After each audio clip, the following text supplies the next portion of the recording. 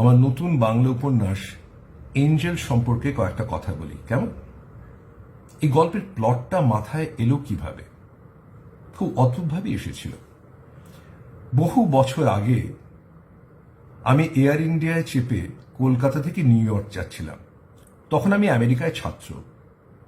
প্লেনে উঠে দেখি আমার পাশের সিটে মৃণাল কাকা, অর্থাৎ বিখ্যাত ফিল্ম ডিরেক্টর মৃণাল সেন। রাতটা দারুণ কাটল। সারা রাত আমরা আড্ডা মারতে মারতে গেলাম। মাঝখানে হঠাৎ মৃণাল কাকা বলল, আচ্ছা কুনাল, দেখো আমি এত প্লেনে ঘুরে বেড়াই সারা বছর, ভবঘুরের মতো ঘুরে বেড়াই এদেশ থেকে সেদেশ। যদি হঠাৎ প্লেনের মধ্যে আমার কিছু হয়, যদি প্লেনের মধ্যেই আমি শেষ হয়ে যাই। এই কথাটা আমার মনের মধ্যে অনেক দিন ঘুরেছে। তারপর ইদানিং কালে আমার এক শ্রীলঙ্কার বন্ধু, যিনি সাহিত্যিক, এককালে প্লেনের পাইলট ছিলেন। তার সঙ্গে দেখা হয়। আমি জিজ্ঞেস করলাম, আচ্ছা এটা বলো তো, তুমি যখন প্লেন চালাচ্ছ তখন যদি প্লেনের মধ্যে কোনো যাত্রীর হার্ট অ্যাটাক হয় তো তোমার কর্তব্য কি? ও আমাকে খুব যত্ন করে বোঝালো পাইলটের দায়িত্ব কি কি। তখন থেকেই এঞ্জেল উপন্যাসের প্লটটা আমার মাথার মধ্যে ঘুরতে শুরু করলো। এই গল্পের প্লটটা আপনাদের একটু পড়ে শোনাই। এই হলো সেই বই। সিঙ্গাপুর থেকে লন্ডনগামী ফ্লাইটে হার্ট অ্যাটাক হওয়ায় কলকাতায় নামিয়ে আনা হয়েছে পেরুর বয়স্কা যাত্রীকে। সঙ্গে তার যুবতী মেয়ে এঞ্জেল। না বাংলা না ইংরেজি কিছুই বোঝে না ওরা। কোশ্মিনকালে ভারতবর্ষের মাটি ছোঁয়নি ওদের কেউই।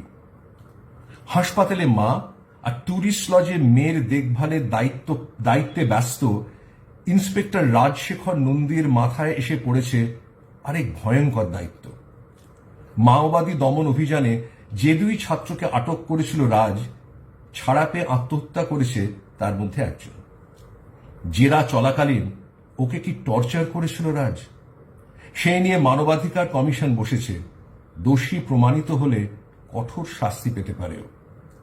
এই অভিযোগের জেরেই রাজকে ছেড়ে চলে গেছে ওর বউ, অ্যানথ্রোপোলজির লেকচারার স্মিতা। রাজের জিম্মায় থাকাকালীন হঠাৎ উধাও হয় এঞ্জেল। ক্রিমিনালদের ঠেক আর নিষিদ্ধ পল্লী তোলপাড় করেও খোঁজ মেলে না।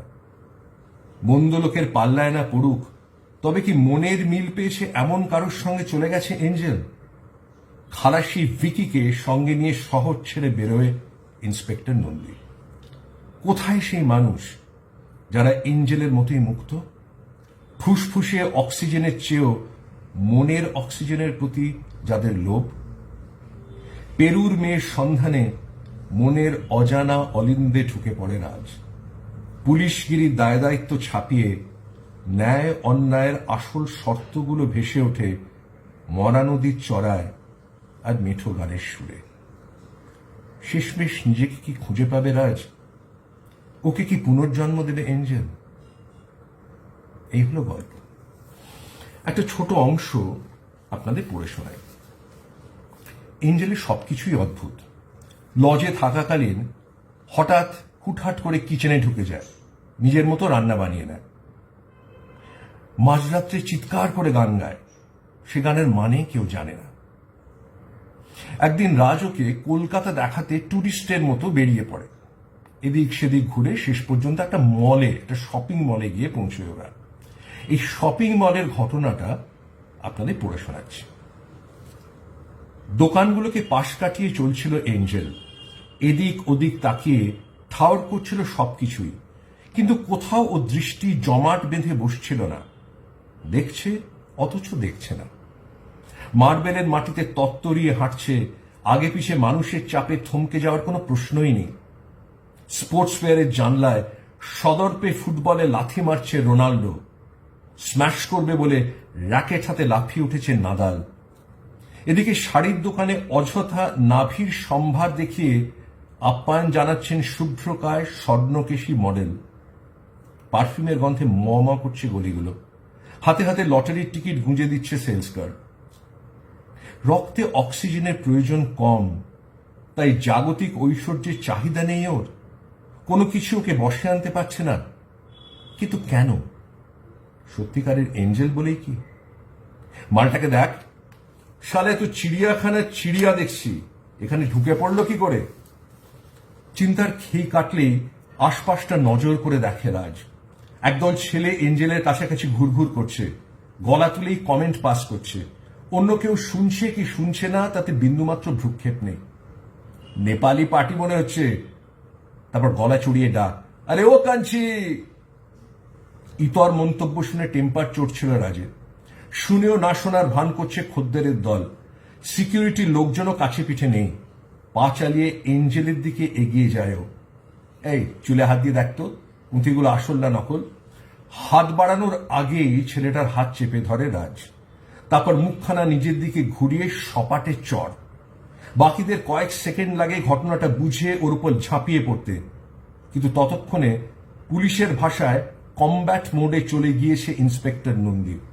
মানে পেটে ফ্রন্ট কিক মেরে প্রতিপক্ষকে নতজানু হতে বাধ্য করা, এরপর হুক পাঞ্চ চালিয়ে মাথা ফাটিয়ে দেওয়া, বিভিন্ন পন্থায় আক্রমণ করে 4-5টা বখাটে ছোঁড়াকে উল্টে পাল্টে ক্যারেটে চপ আর জুডোর পাঁচ মেরে ফ্ল্যাট। আতঙ্কে চিৎকার করছিল মলের লোকজন। দু একটা ইউনিফর্ম পরা সিকিউরিটি দৌড়ে আসতেই রাজের জমে ওঠা আক্রোশ ফেটে পড়ে ওদের ওপরই। কে আপনি? কি করছেন এখানে? বলা মাত্র গর্জে ওঠে রাজ, তোরা কে? কি করতে আছিস? জানোয়ারগুলো পাবলিকদের হ্যারাস করবে আর তোরা মজা মারবি? তাই তো, সব কটাকে বের করে দেবো, দেখে নিস। আপনাকে তো ঠিক চিনলাম না। শোনামাত্র সিকিউরিটির মুখের ওপর গোয়েন্দা বিভাগের কাজ ছুঁড়ে দেয় রাজ। নে এবার বোঝ। পট পরিবর্তন হতে সময় লাগে না। ভিড় খালি হতেই কানের কাছে গুনগুন শুরু হয়ে যায়। সরি স্যার, ইউনিফর্ম পরেননি বলে চিনতে পারিনি, মাফ করে দেবেন প্লিজ। কোল্ড ড্রিঙ্কের বোতল বাড়িয়ে দেয় একজন। সঙ্গে ফোর্স থাকলে ছোকরাগুলোকে পাকড়াও করে থানায় নিয়ে গিয়ে কড়কানো যেত, কিন্তু বেগতিক বুঝে হাওয়া। কাছাকাছি ভিকিও নেই, থাকলে নির্ঘাত জিপ ছুটিয়ে চেস দিত। আইডি কার্ডটা পকেটে পুরে এগোয় রাজ। ঘটনাটা দেখছে যারা ফিস ফিস করে অন্যদের চিনিয়ে দেয়, হাত তুলে স্যালিউট বা নমস্কার জানায় কেউ কেউ। পরিস্থিতি স্বাভাবিক হতে সময় লাগে না। ফের হাঁ করে রোনাল্ডোর লাথি গেলে ছেলেপিলেরা, শাড়ির দোকানে মায়েদের ভিড়, আর সেলফির হিড়িক অব্যাহত রেখে সমূর্তি ধারণ করে শপিং মল। ততক্ষণে জনস্রোতের বাইরে সারিবদ্ধ দোকানের বেশ খানিক দূরে বিশাল অ্যাকুয়ারিয়ামের কাছে পৌঁছে গিয়েছে এঞ্জেল। মনোযোগ দিয়ে দেখছে জলের টইটুম্বুর কাঁচের বাক্সটাকে। সমুদ্রের তলায় শ্যাওলায় ঢাকা করাল রিফের মতো সাজানো জলাশয়। কোথাও অন্ধকার সুড়ঙ্গ, প্রাচীনকালের জাহাজের ভগ্নস্তূপ, কোথাও বা জাপানি ফার্নের বাহার। আলোর রোশনাই ঝলকাচ্ছে। গুহার ভিতর থেকে উঠে আসছে একরাশ বুদবুদ। ঝাঁকে ঝাঁকে গাপ্পি, গোল্ডফিশ, লাল কালো মলি, ডোরাকাটা এঞ্জেল ফিশ ক্রমান্বয়ে পাক দিচ্ছে। এক সমুদ্র পার করে রওনা হচ্ছে অন্য দিগন্তের পানে। দড়ির মতো পাকানো রোপ ফিশ করালের ঘাট জড়িয়ে খাদ্যের অপেক্ষায় স্থির স্থির হয়ে আছে চুম্বনরত একজোড়া গোলাপি গোরামিও। বাঘের বাচ্চা টাইগার ফিশ জান কবুল করে ছুটছে।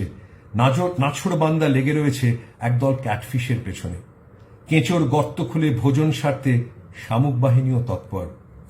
এদেরই মধ্যে দু একটা মরা মাছের ওপর চক্কর কাটছে সব যাত্রী বন্ধুরা। শপিং মলের হইচই এড়িয়ে অতি জাগতিক সেই শোভা গভীর বিস্ময়ে তাকিয়ে দেখছে এঞ্জেল। এই এঞ্জেলকে খোঁজা আর নিজেকে খোঁজা নিয়ে উপন্যাস এঞ্জেল আপনারা পড়বেন আশা করি।